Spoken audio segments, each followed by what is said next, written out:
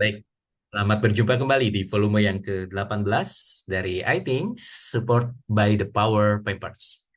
Di sini kita akan mempelajari bagaimana dari volume terakhir untuk pembahasan akan dark psikologi, etika dan penggunaan ilmu psikologi, lalu juga ada referensi dan sumber pembelajarannya. Nah, di volume ke-18 ini kita akan lihat pada dasarnya atau mungkin bisa disebut pada umumnya, psikologi merupakan suatu alat yang netral gitu ya.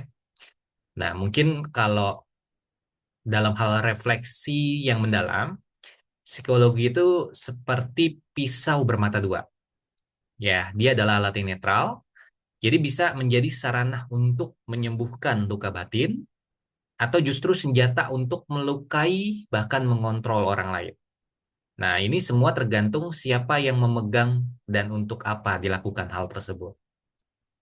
Nah, sisi penggunaan psikologi misalnya kalau untuk kebaikan, kita akan lihat dan juga untuk kejahatan ya atau manipulasi yang dijadikan sebagai dark psikologi, hal tindakan-tindakan mereka gitu. Sekarang kita lihat kalau untuk kebaikan, ya ini biasa digunakan untuk membantu penyembuhan trauma, lalu meningkatkan kesadaran diri ya, dan juga memperbaiki komunikasi serta juga relasi. Nah, yang menjadi catatan meningkatkan kesadaran diri, lalu bisa memperbaiki komunikasi dan relasi, gitu ya, penyembuhan trauma.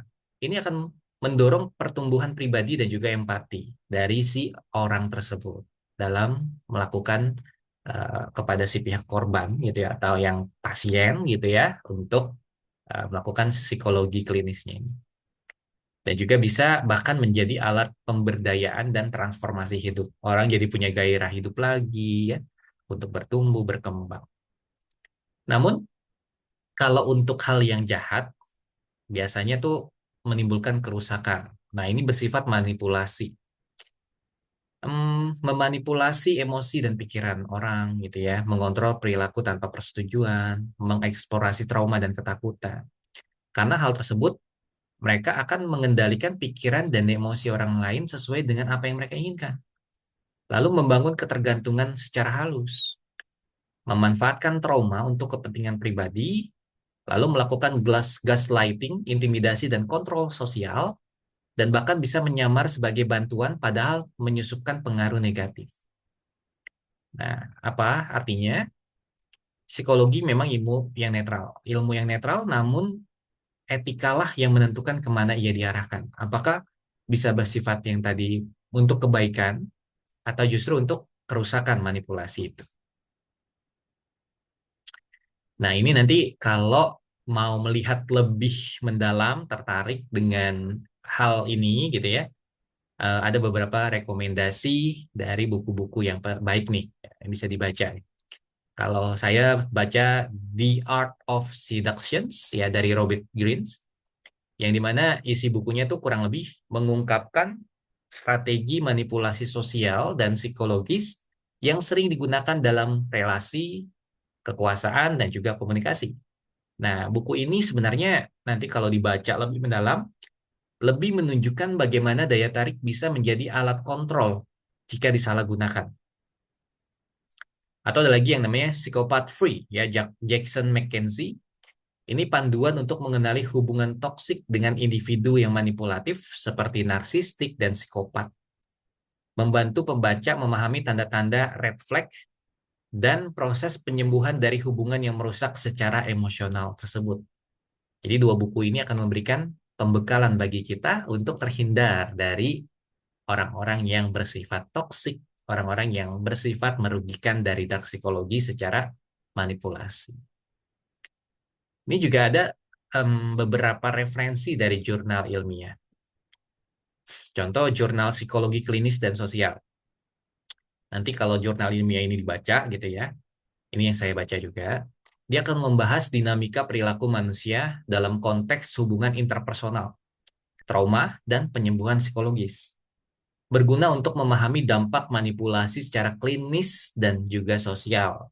Karena penelitian sudah diakui jurnalnya ini. Lalu ada lagi artikel psikologi tentang manipulasi dan emosi. Nah, ini kalau yang saya baca dia akan fokus pada teknik-teknik pengaruh emosional, lalu gaslighting, serta strategi pertahanan diri terhadap manipulasi mental. Jadi banyak digunakan dalam riset psikologi forensik dan terapi pemulihan trauma.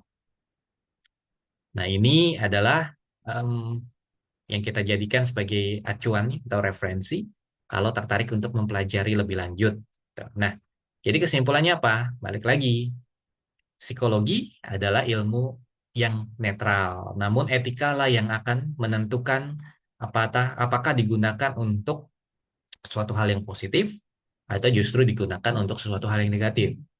Nah, banyak sekali orang-orang yang menggunakan hal tersebut demi kepentingan tujuan tertentu. Balik lagi, tujuan tertentunya positif atau negatif, itu adalah orang lain. Namun, apa keuntungan bagi kita ketika kita mengetahui hal ini, mempelajari hal ini, kita akan memiliki batasan-batasan supaya tidak menjadi korban. Dan kita juga bisa lebih menghargai diri kita tanpa harus kebergantungan terhadap lingkungan yang toksik tersebut atau bahkan dirugikan secara mental. Dan kita akan terus berkembang dalam track kita tadi. Mengetahui apa yang benar dan salah, yang buruk, yang baik. Ketika kita berjalan, berada di koridor yang baik, yang benar, kita nggak usah takut selama tidak merugikan. Karena ilmu psikologi adalah memperbaiki ke jalan yang benar. Kalau kita di jalan yang benar ya, balik lagi. Kita sudah tidak perlu khawatir berlebihan. Cukup menjadi diri sendiri dan tetap memiliki mental yang positif.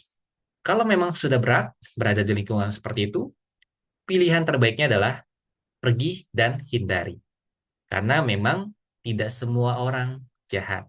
Tapi juga balik lagi, tidak semua orang baik.